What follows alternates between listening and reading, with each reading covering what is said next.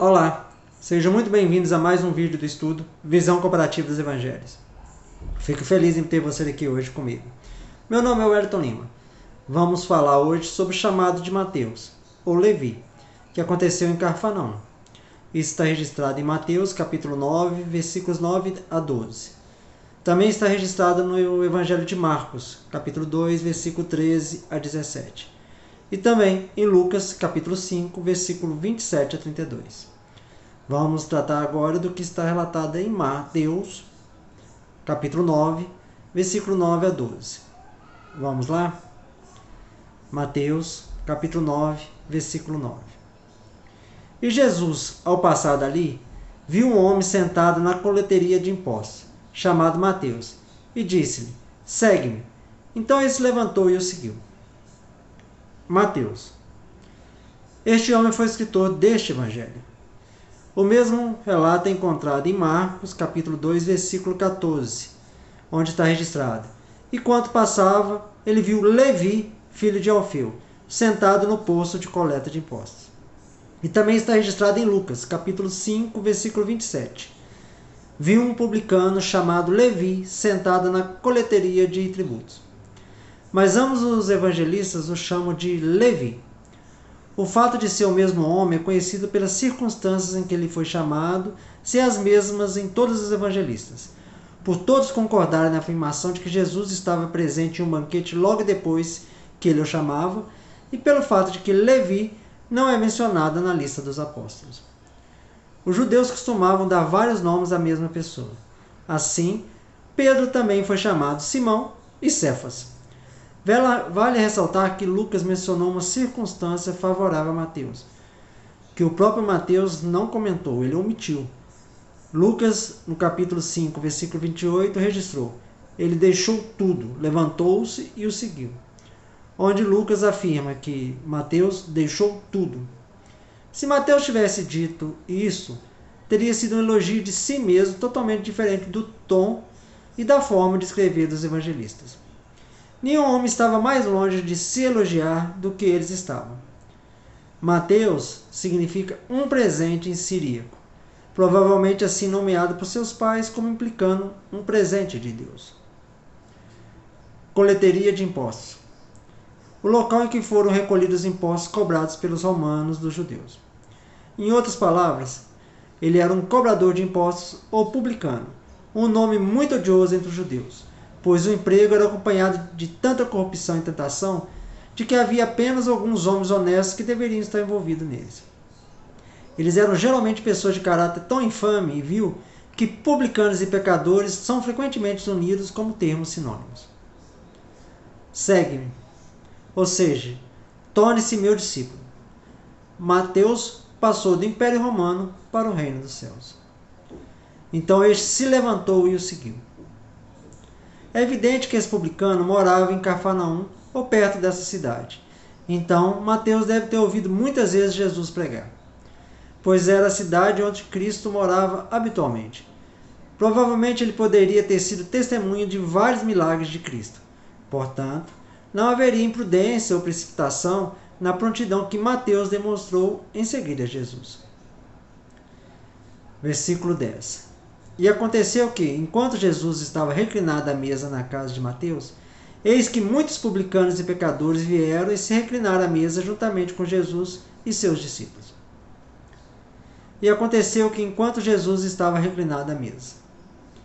Isso foi um banquete dado a Jesus por Levi ou Mateus. Receber a Cristo hospitaleiro e gentilmente foi um ato louvável. Mateus, achando-se altamente honrado pelo chamado de Jesus, fez uma homenagem para seu mestre, que não se recusou a participar. Muitos publicanos e pecadores vieram. O costume israelita destacava as duas palavras, talvez para fazer dos publicanos uma das classes especiais de pecadores. Estes eram provavelmente os velhos amigos de Mateus que haviam sido convidados por ele. O caráter de um publicano ou coletor de impostos entre os judeus geralmente não era muito respeitável. E não há improbabilidade em supor que Mateus, antes de sua conversão, sustentara o caráter geral dessas pessoas e que suas associações e amizades estavam entre aqueles que não eram notáveis por sua moralidade. Assim, com a mesura feita a Jesus, ao mesmo tempo convidou o maior número possível de seus irmãos publicanos, esperando que a conversa de Cristo os leve ao arrependimento. Nesta festa, portanto, Mateus mostrou gratidão e caridade. Gratidão a Cristo, que o havia chamado para ser seu discípulo.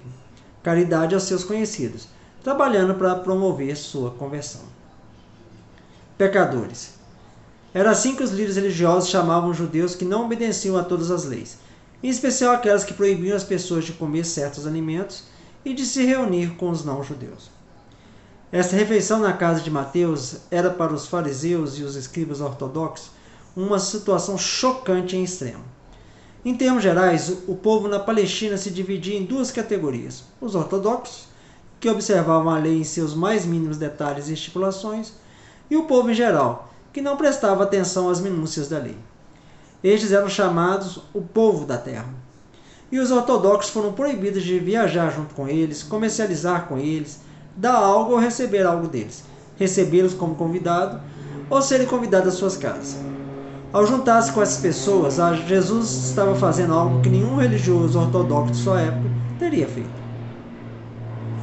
Versículo 11.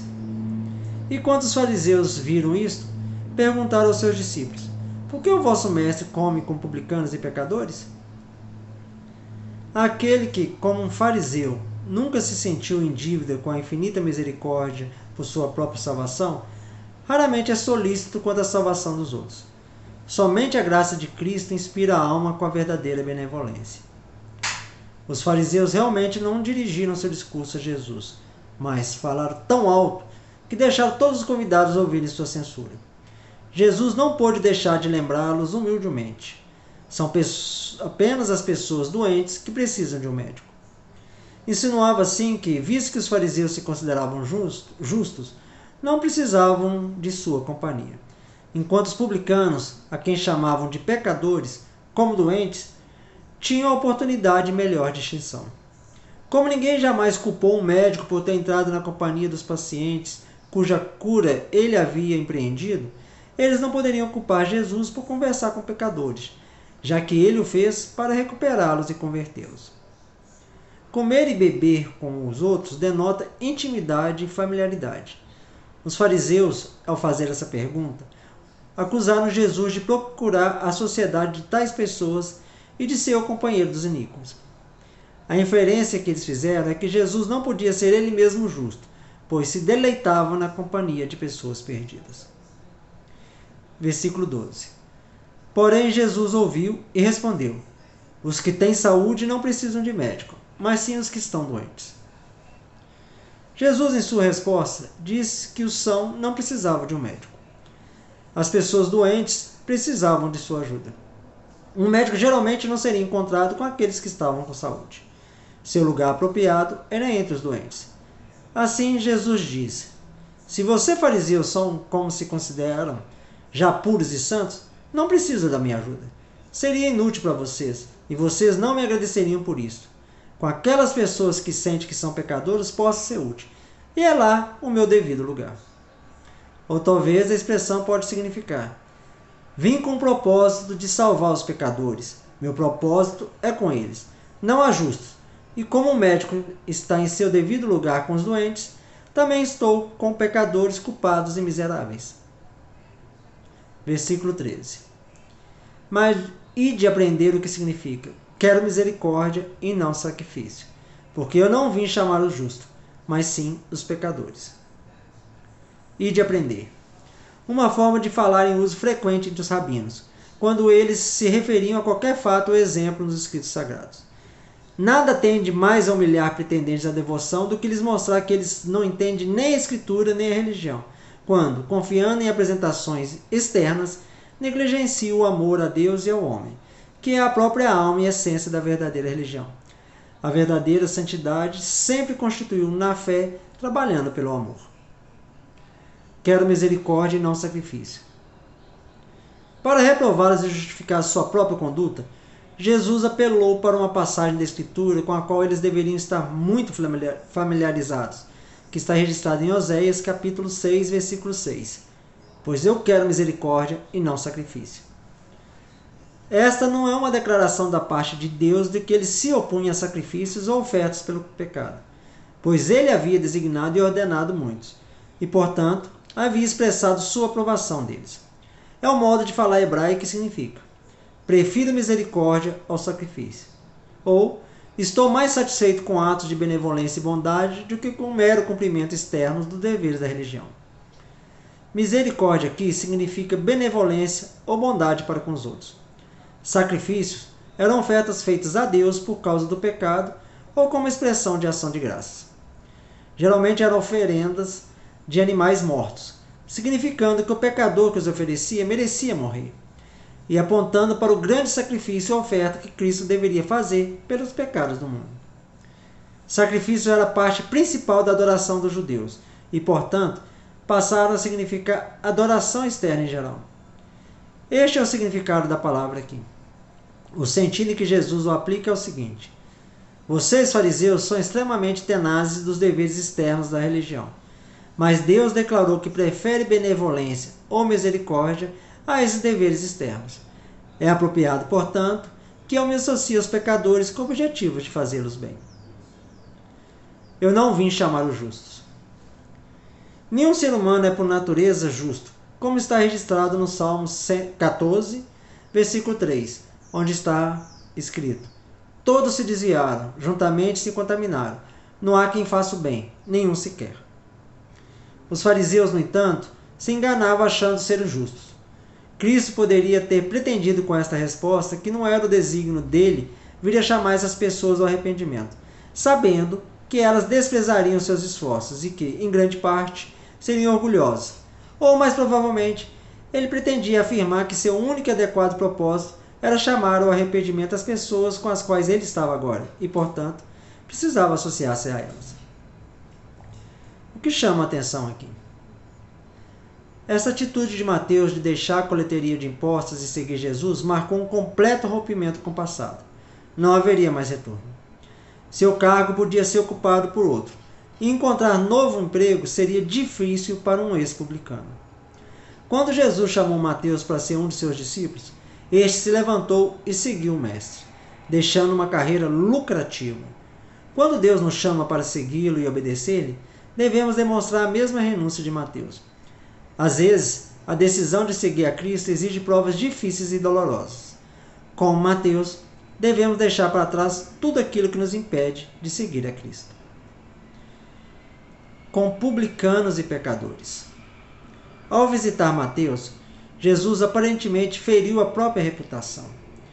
Mateus talvez extorquisse o povo, mas Jesus o encontrou e transformou. Não devemos ter medo de pregar às pessoas que estão vivendo em pecado. A mensagem de Deus é capaz de transformar qualquer um. Os fariseus tentavam constantemente desmerecer Jesus e achavam que sua associação com esses vilões era a oportunidade perfeita. Eles estavam mais preocupados com sua própria aparência de santidade do que em ajudar as pessoas, com críticas do que com encorajamento, com respeitabilidade externa do que com ajuda prática. Mas Deus se preocupa com todas as pessoas, incluindo os pecadores e feridos. A vida cristã não é um conjunto de popularidade, não é um concurso de popularidade. Seguindo o exemplo de Jesus, devemos compartilhar o Evangelho com os pobres, imorais, solitários e rejeitados, não apenas os ricos, morais, populares e poderosos. Que esse estudo tenha te abençoado. Nos vemos no próximo. Até lá.